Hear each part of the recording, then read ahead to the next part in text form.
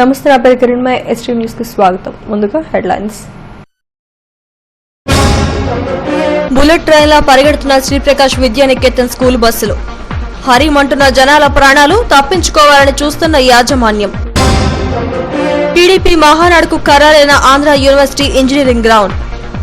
మే 27, 28, 29 తేదీల్లో తెలుగు తమ్ముళ్ల పెద్ద పండుగ. వాడవాడలా ఘనంగా మేడే వేడుకలు. పలు చోట్ల ర్యాలీలతో ఎరుపుమయంగా మారిన నగరం. కేంద్ర రాష్ట్ర ప్రభుత్వాలు క్రీడలకు అధిక ప్రాధాన్యం ఇస్తున్నాయి. రైల్వే స్టేడియంలో Urja football talent hunt tournament ను ప్రారంభించిన మంత్రి కొల్లు రవీంద్ర. శ్రీప్రకాష్ విద్యానికేతన్ కు చెందిన స్కూలు బస్సులు రేసు గుర్రాలా రెచ్చిపోతున్నాయి. ప్రజల ప్రాణాలను హరించి వేస్తున్నాయి. వేలకు వేలు ఫీజులు వసూలు చేస్తున్న యాజమాన్యం, కండిషన్ లేని బస్సులు, అర్హత లేని డ్రైవర్లతో ప్రజలకు ప్రాణ సంకటంగా తయారైంది. బీచ్ రోడ్ లో జనంపైకి దూసుకుపోయి ఒకరి ప్రాణాలు బలిగొన్న సంఘటనే ఇందుకు నిదర్శనం. అతివేగం, నిర్లక్ష్యంగా వ్యవహరించిన డ్రైవర్తో పాటు యాజమాన్యంపై కూడా చర్యలు తీసుకోవాలని తల్లిదండ్రులు డిమాండ్ చేస్తున్నారు. బీచ్ రోడ్ లో జనంపైకి దూసుకెళ్లిన శ్రీప్రకాష్ విద్యానికేతన్ స్కూల్ బస్సుపై రిపోర్ట్. ఆదివారం సాయంత్రం సమయంలో బీచ్ రోడ్ నగరవాసులు, పర్యాటకులతో కిటకిటలాడుతోంది. గేట్వే హోటల్లో శ్రీప్రకాష్ విద్యానికేతన్ కు చెందిన స్కూల్ బస్సు విద్యార్థులను దించేసి నోటల్ పైన పార్క్ చేశారు. రాత్రి 8:30 గంటల ప్రాంతంలో విద్యార్థులను తీసుకువెళ్లేందుకు బస్సు నోటల్ వైపు నుండి వస్తుండగా అదుపు తప్పి పర్యాటకులు పాదచారులపైకి దూసుకుపోయింది. దీంతో బీచ్లోని జనమంతా భయంతో పరుగులు తీశారు.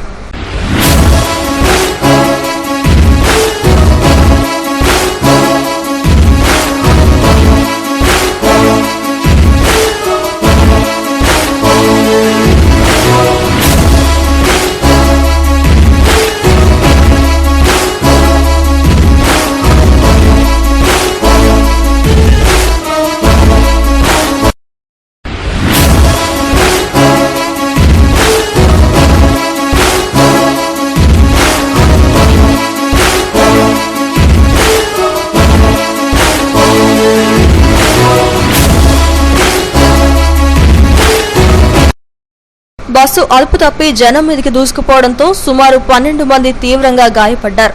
వీరిలో తూసి ధర్మారావు మృతి చెందారు. తీవ్రంగా గాయపడ్డ 11 మందిలో 3 పరిస్థితి విషమంగా ఉంది. మృతుడు ధర్మారావు విజయవాడ అదనపు ఎస్పీ నందకిషోర్ తండ్రి. వీరంతా కుటుంబంతో కలిసి విహారానికి బీచ్ కు వచ్చారు. గాయపడిన వారిలో ఏఎస్పీ కుటుంబ సభ్యులే ఎక్కువగా ఉన్నారు. నాటల్ వైపు నుంచి బీచ్ వైపునకు బస్సు పాదచారులపై దూసుకొచ్చి డివైడర్ ను ఢీకొట్టి పార్కు వద్ద ఆగిపోయింది. డ్రైవర్ కూడా అపస్మారక స్థితిలో చికిత్స పొందుతున్నాడు.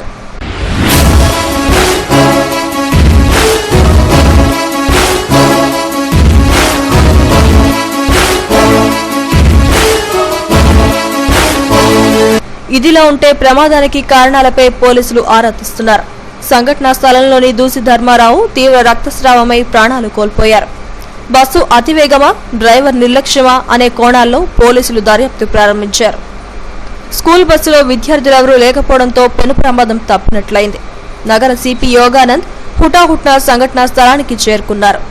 పరిస్థితి అంచనా వేసి బాధ్యులేవైనప్పటికీ వదిలేది లేదని, ప్రభుత్వం కూడా సీరియస్ గా తీసుకుందని సిపి చెప్పారు.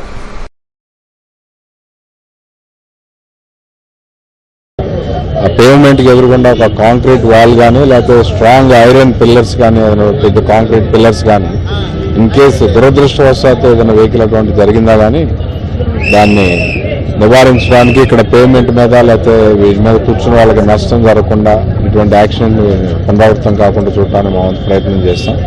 ఒక వ్యక్తి చనిపోయారండి, ఒక 3 గాయపడ్డారు. కిషోర్ వాళ్ళ అబ్బాయికి ఆయన కూడా థై ఫ్రాక్చర్ అయిందన్నారు. కేజీహెచ్ తీసుకెళ్లారు అబ్బాయిని. అక్కడ ఇప్పుడు 7 Hills కి షిఫ్ట్ చేస్తున్నారు బెటర్ ట్రీట్మెంట్ కోసం. బస్సు ఖాళీగా ఉందండి, ఓన్లీ డ్రైవర్ ఒక్కడే ఉన్నాడని చెప్పారు. అతను కూడా ఏమన్నా మద్యం మత్తులో ఉన్నాడా, మేనేజ్మెంట్ యొక్క నిర్లక్ష్యం ఉందా బస్సు నిర్వహణలో, అన్ని యాంగిల్స్ లో కూడా డీజీ గారు ఇన్స్ట్రక్షన్స్ ఇవ్వడం జరిగింది. ఇమీడియట్ గా వారికి ఇన్ఫార్మ్ చేయటం. రాష్ట్ర ప్రభుత్వం చాలా సీరియస్ గా ఉంది. మనము ఖచ్చితంగా ఒక మేనేజ్మెంట్ మీద కూడా చర్యలు తీసుకోవాలని డీజీ గారి ఇన్స్ట్రక్షన్స్ అవి కంప్లై చేస్తారు. అయితే ఈ కేసును పోలీసులు అన్ని కోణాల నుంచి దర్యాప్తు ప్రారంభించారు. విజయవాడ అడిషనల్ ఎస్పీ కిషోర్ తండ్రి ఈ ప్రమాదంలో ప్రాణాలు కోల్పోవడంతో పోలీసులు కూడా కేసును సీరియస్ గా తీసుకున్నారు. అతివేగం, డ్రైవర్ నిర్లక్ష్యం ప్రమాదానికి కారణాలుగా గుర్తించామని ఈ కేసును దర్యాప్తు చేస్తున్న మహారాణిపేట సీఐ వెంకటరమణ చెప్పారు. రాత్రి సుమారు 8:20 శ్రీప్రకాష్ స్కూల్ బస్సు ఒకటి అదుపు తప్పి గేట్వే వాటర్పై సైడ్ నుంచి అదుపు తప్పి ఒకటే స్పీడ్గా డ్రైవర్ అతివేగంగా అజాగ్రత్తగా బండితో నడిపి రోడ్డు పైన కొంతమందిని గుద్దుకుంటూ మన జీవీఎంసీ వాళ్ళను కూడా గుద్దుకుంటూ కిందకు వెళ్ళిపోవడం జరిగింది. అందులో ఒక 3 బైకులు కూడా ధ్వంసమయ్యాయి. 12 మంది ఇంజూర్ అయ్యారు, 11 మంది ఇంజూర్ అయ్యారు. ఒక ఆయన చనిపోయారు. డ్రైవర్ కూడా ఇంజూర్ అయ్యాడు. ఆయన మైక్యూర్ హాస్పిటల్లో చికిత్స పొందుతున్నాడు. ఇది డ్రైవర్ నిర్లక్ష్యం వల్ల జరిగిందండి. డ్రైవర్ నిర్లక్ష్యం వల్ల ఇంకా వెహికల్ కూడా చూడాలి. వెహికల్లో కూడా ఏమైనా నిర్లక్ష్యం వెహికల్లో కూడా ఏమైనా టెక్నికల్ ప్రాబ్లమ్స్ ఉండొచ్చు.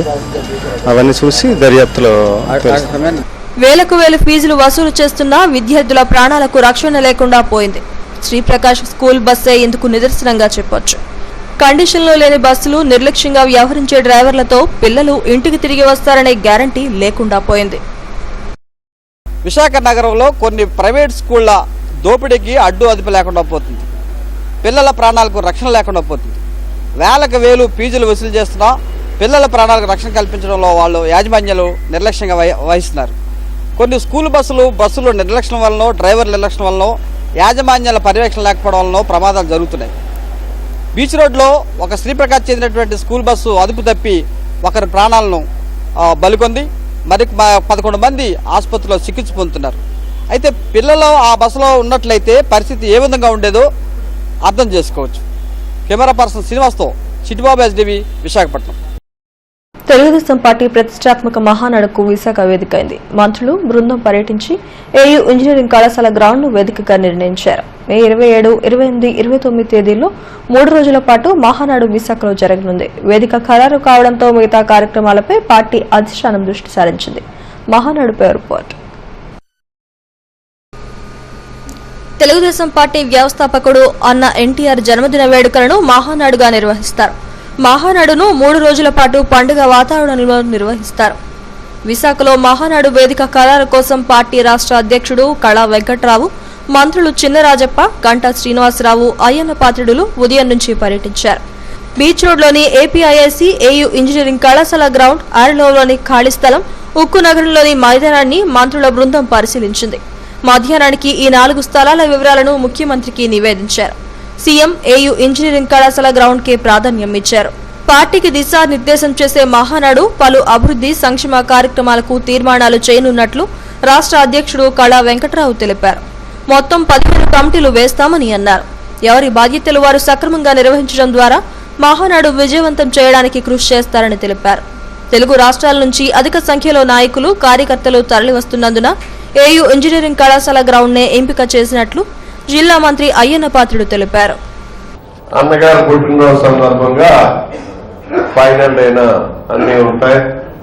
వీటన్నిటిని కూడా మన ఆదినాయకుడు అయినటువంటి ఎన్టీ రామారావు గారి పుట్టినరోజున ఆయన స్మరించుకుంటూ ప్రజలకి, ఈ రాష్ట్ర అభివృద్ధికి, పేద ప్రజల సంక్షేమానికి మరొకసారి పునరంకితమవుతూ మనం ఈ తీర్మానాలన్నీ కూడా చేసుకుంటాం.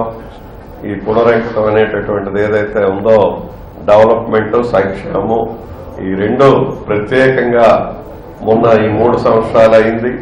రాబోయే 2 సంవత్సరాల్లో కూడా రాజధానితో పాటు ఈ రెండింటినీ తీసుకుంటూ ముందుకు సాగుతున్నాం.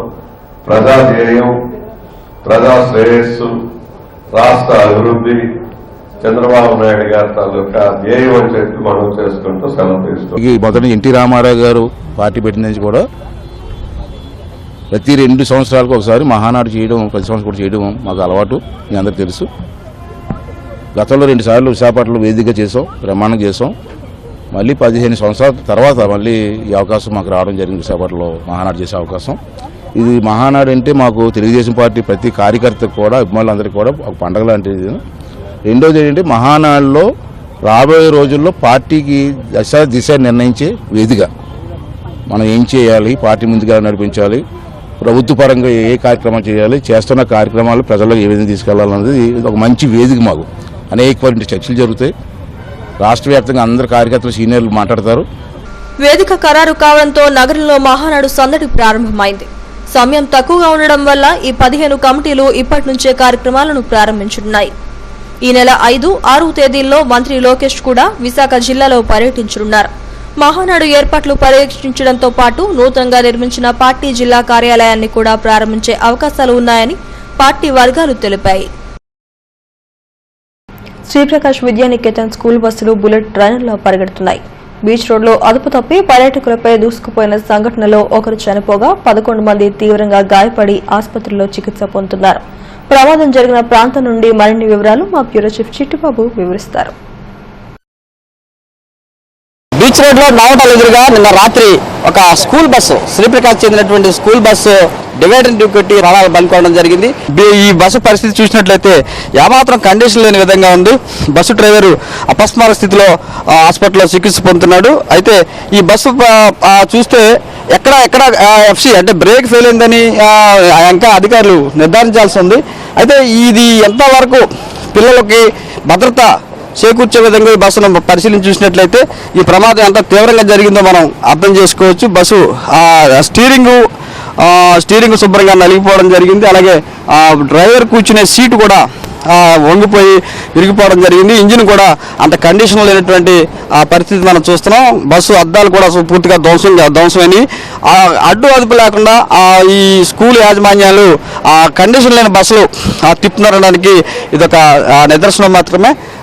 శ్రీప్రకాష్ చెందినటువంటి విశాఖపట్నం శ్రీప్రకాష్ చెందినటువంటి విద్యానికేతన్ స్కూల్ ఇది. సుమారు ఒక 40-50 మంది విద్యార్థులు దీంట్లో కూర్చునే అవకాశం ఉన్నప్పుడు కూడా దీంట్లో సరైన కండిషన్ లేని బస్సుల వల్ల రోడ్డు మీద తిరగడం వల్ల ప్రమాదాలు తరచూ చోటు చేసుకొస్తున్నాయి. అది ఇటువంటి ప్రమాదం ఎందుకు జరిగిందనే దాని మీద ఆర్టీఐ రవాణా శాఖ అధికారులు పట్టించుకోని కారణంగా చాలా ఇబ్బంది పడే పరిస్థితి ఉంది. ఇది బీచ్లో జరిగినటువంటి ఈ సంఘటన విశాఖపట్నంలో సంచలనం సృష్టించింది. స్కూలు భద్రత, స్కూలు పిల్లల పట్ల స్కూలు యాజమాన్యాలు ఎలా ప్రవర్తిస్తున్నాయో మనం దీన్ని బట్టి అర్థం చేసుకోవచ్చు. వేలకు వేలు ఫీజులు వసూలు చేస్తున్నటువంటి యాజమాన్యాలు కండిషన్ లేని బస్సులు నిర్లక్ష్యంగా నడిపే డ్రైవర్లను పెట్టుకోవడం వల్ల ఇటువంటి ప్రమాదాలు తరచూ చోటు చేసుకోవడం జరుగుతుంది. ఒక స్కూలు విద్యార్థి స్కూల్కి వెళ్ళి తిరిగి ఇంటికి వచ్చేదాకా చెప్పలేని పరిస్థితి నెలకొంది. స్కూల్ యాజమాన్యాలు వేలకు వేల రూపాయలు ఫీజులు వసూలు చేస్తున్నప్పుడు కూడా పిల్లల ప్రాణాలను గాల్లో వదిలిపెడుతున్నాయి. ఇలాంటి ప్రమాదాలు తరచూ జరగడం వల్ల తల్లిదండ్రులు కూడా సర్వత్రా ఆందోళన వ్యక్తమవుతుంది. కెమెరా పర్సన్ శివతో చిట్టుబాబు, ఎస్డివి విశాఖపట్నం. మేడే దినోత్సవాన్ని పురస్కరించుకుని సిఐటియు ఆధ్వర్యంలో భారీ ర్యాలీ నిర్వహించారు. సరస్వతి పార్క్ నుంచి ప్రారంభమైన ర్యాలీ నగర వీధుల గుండా సాగింది. మేడే ఆవశ్యకతను తెలియజేస్తూ పలు వేషధారణలతో కార్మికులు అవగాహన కల్పించారు. ప్రభుత్వాలు అమలు చేస్తున్న కార్మిక వ్యతిరేక విధానాలను నిరసిస్తూ ర్యాలీ సాగింది. చంద్రబాబు ఎన్నికల్లో ఇచ్చిన హామీలు అమలు చేయాలని, కాంట్రాక్ట్ ఉద్యోగులను రెగ్యులరైజ్ చేయాలని సీటు నేత రాజేశ్వరరావు డిమాండ్ చేశారు. కార్మికుల హక్కుల కోసం నిరంతరం పోరాడతామని హెచ్చరించారు. జెండా ఎగరేసారు. ఆ ఎర్ర జెండాను ఎప్పుడు కూడా కింద దించం, పైకి ఎగరేస్తామని చెప్పేసి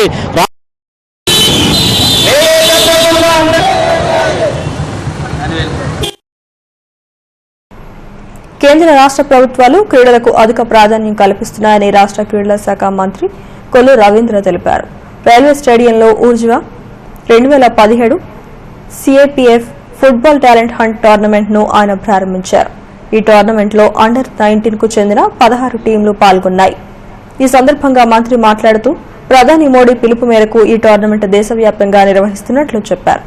అక్టోబర్లో జరిగే ఫిఫా వరల్డ్ కప్ అండ్ అండర్-17 భారతదేశంలో నిర్వహిస్తున్నట్లు తెలిపారు. రాష్ట్రంలో క్రీడలకు ప్రత్యేకంగా స్టేడియంలు నిర్వహిస్తున్నామని, ఒక్కో స్టేడియంకు 2 కోట్లు ఖర్చవుతుందని చెప్పారు.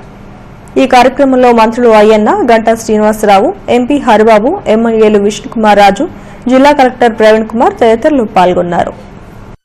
ఆంధ్ర రాష్ట్రంలో సరైనటువంటి యంత్రాశక్తులు కూడా లేకపోవడం చాలా బాధాకరం. అయినా ముఖ్యమంత్రి గారు ఈరోజు బాధ్యత తీసుకుని 175 నియోజకవర్గాల్లో కూడా ఈరోజు స్టేడియం నిర్మాణం చేసేదానికోసం గత సంవత్సరం 50 స్టేడియంస్ ని నిర్మాణానికి తీసుకోవడం, దాంట్లో దాదాపు ఇప్పుడు 39 పూర్తి చేశాం. మరొక 11 కూడా పూర్తి చేయడానికి సిద్ధంగా ఉన్నాయి. అవి కాకుండా మరొక 57 ఈ సంవత్సరం ఒక్కొక్కటి 2 కోట్ల రూపాయలు ఈరోజు స్టేడియం నిర్మాణం చేసుకోబోతా ఉన్నాం. అలాగే ఒక క్రీడా పాలసీ కూడా, స్పోర్ట్స్ పాలసీ కూడా ఆంధ్రప్రదేశ్ రాష్ట్ర ప్రభుత్వం తీసుకోబోతోంది. క్రీడాకారులను ప్రోత్సహించే విధంగా, అలాగే కోచెస్ ను కూడా కొత్త 100 మందిని రిక్రూట్ చేసుకునే విధంగా మొన్ననే నోటిఫికేషన్ కూడా ఇవ్వడం జరిగింది. ఇవి కాకుండా మెడల్ సాధించిన వారు కూడా ప్రోత్సాహం గారు. పారిశ్రామికవాడలో మేడే వేడుకలను ఘనంగా నిర్వహించారు. పెద్దగంటాడులోని పోతిన సన్యాసరావు భవనం వద్ద సిపిఐ జిల్లా కార్యదర్శి ఏజే స్టాలిన్ జెండాను ఆవిష్కరించారు. స్టీల్ హెచ్ఎంఎస్ ఆధ్వర్యంలో జరిగిన పతావిష్కరణలో గణపతి రెడ్డి తదితరులు పాల్గొన్నారు. పాత గాజువాక కూడలిలో సిపిఎం ఆధ్వర్యంలో మేడే జెండాను ఆవిష్కరించారు. కార్మిక నాయకులు సుబ్బారావు, రమణ తదితరులు పాల్గొన్నారు.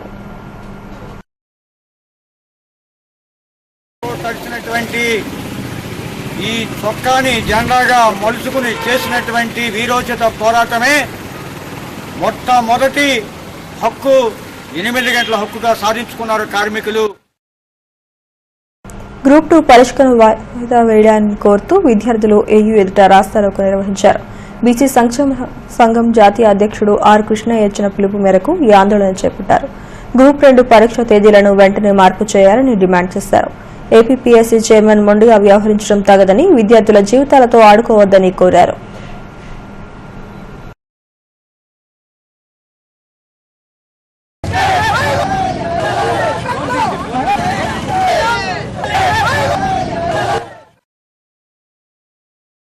మేడే కార్మిక దినోత్సవాన్ని సీహార్స్ జంక్షన్ లో ఘనంగా నిర్వహించారు. సిపిఎం ఆధ్వర్యంలో జరిగిన కార్యక్రమాల్లో మేడే ఆవశ్యకతను వివరించారు. 1986లో చికాగోలో 8 గంటల పని దినాల కోసం కార్మికులు చేసిన పోరాటాన్ని గుర్తు చేసుకున్నారు. ప్రపంచవ్యాప్తంగా మేడే స్ఫూర్తితో హక్కులు సాధించుకోవాలని పిలుపునిచ్చారు. ఈ కార్యక్రమంలో జగన్ తదితరులు పాల్గొన్నారు. బలయ్యారు. అనంతరం హాస్పిటల్లో ఇంకొక కామ్రేడ్ మరణించడం జరిగింది. ఈ సందర్భంగా జరిగిన నిరసన ప్రదర్శనలో మరొక 4 కామ్రేడ్స్ బలిదానం అయినటువంటి సంఘటన మనకు తెలుసు. కాబట్టి 8 గంటల పనిదినం కోసం ఉవ్వెత్తున లేసినటువంటి కార్మిక వర్గం అశేష త్యాగాల ఫలితంగా యాజమాన్యం, ప్రభుత్వాలు దిగొచ్చి 8 గంటలు పనిదినం మీద చట్టాలు చేయాల్సినటువంటి పరిస్థితి వచ్చింది. అనంతర కాలంలో దేశాల్లో గ్రామీణ ప్రాంతాల్లో జరిగే ఎడ్లు, గుర్రపు పందాల పోటీలు పెందుతులో జోరుగా సాగాయి. ఈ పోటీలు తిలకించేందుకు ఉత్సాహంగా జనం హాజరయ్యారు. మడిమండపం పండుగ సందర్భంగా ఈ పోటీలను నిర్వహించారు. టీడీపీ రాష్ట్ర బీసీసీఎల్ అధ్యక్షుడు సరగడం చిన్నప్పలనాయుడు గుర్రపు స్వారీ చేసి పోటీలను ప్రారంభించారు.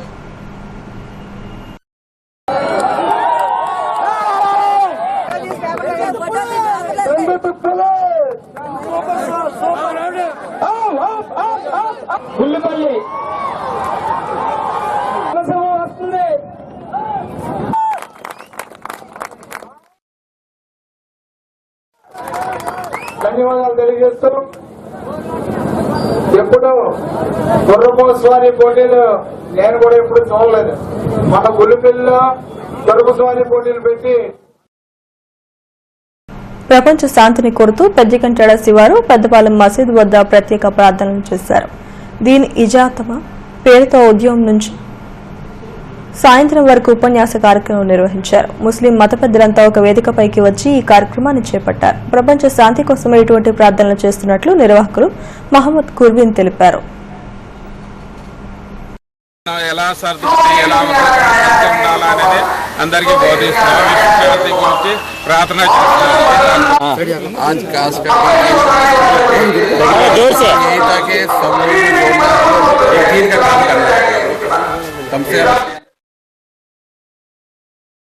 శ్రామిక వర్గం రాజకీయాల్లో క్రియాశీలకంగా వ్యవహరించారని దళిత సేన అధ్యక్షుడు పాల్తటి పెంటారావు అన్నారు.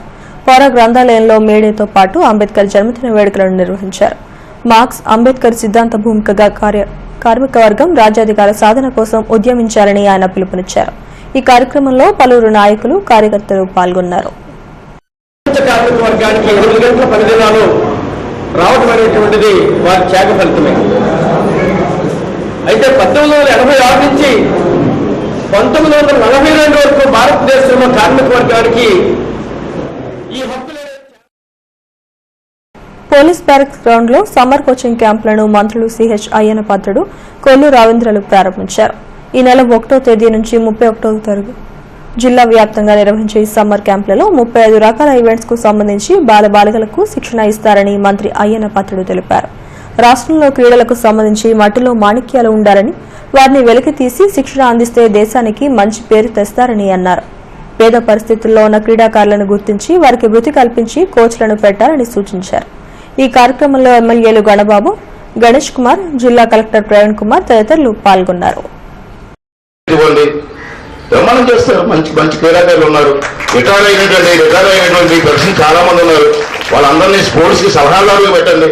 మనకు 3 మంది గవర్నమెంట్ సలహాదారులు ఉన్నారు. మనకి స్పోర్ట్స్ కూడా సలహాదారులు పెట్టండి. 3 అనుకుందాం. మంచి ఐడియాస్ వస్తాయి. విశాఖపట్నం ఉంది, నేను చూస్తాను. స్కేటింగ్ ఉంది, బ్రహ్మాండం. వరల్డ్లో మన ఇండియాలో కాదు, వరల్డ్లోనే బ్రహ్మాండం పికప్ అయ్యే అవకాశాలు స్కేటింగ్ లో మనకు ఉన్నాయి. దానికోసం ఒక పాలసీని కూడా తీసుకోవాలని చెప్పి నిర్ణయించుకుని పాలసీలు కూడా కొంత గైడ్లైన్స్ తయారు చేసుకోవడం కూడా జరిగింది. ఇంకా ఫైనల్ చేయాలి. అయితే పెద్దలందరూ కూడా చాలా విషయాలు చెప్పారు. ఈ పాలసీ ద్వారా, ఎందుకంటే గతంలో గౌరవ ముఖ్యమంత్రి గారు శ్రమశక్తి అవార్డుకు ఎంపికైన ఉక్కు టీఎన్టీయూసీ నాయకుడు పాండ్రంగి జయరామరాజును 50వ వార్డు టీడీపీ ఆధ్వర్యంలో అభినందించారు. ఈ సందర్భంగా వార్డు నాయకుడు దొడ్డి రమణ మాట్లాడుతూ శ్రమశక్తి అవార్డుకు జయరాం ఎంపిక కావడం అభినందనీయమని అన్నారు.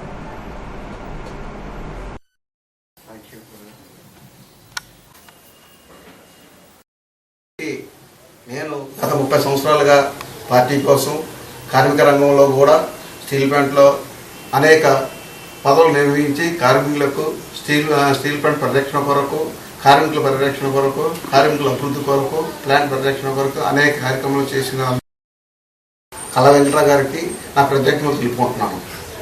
నేను ఈ అవార్డు రావడానికి నేను చేసిన కృషి. హెడ్లైన్స్ మరోసారి. బుల్లెట్ ట్రైన్లా పరిగెడుతున్న శ్రీప్రకాష్ విద్యానికేతన్ స్కూల్ బస్సులు. హరిమంటున్న జనాల ప్రాణాలు తప్పించుకోవాలని చూస్తున్న యాజమాన్యం. టీడీపీ మహానాడుకు ఖరారైన ఆంధ్ర యూనివర్సిటీ ఇంజనీరింగ్ గ్రౌండ్.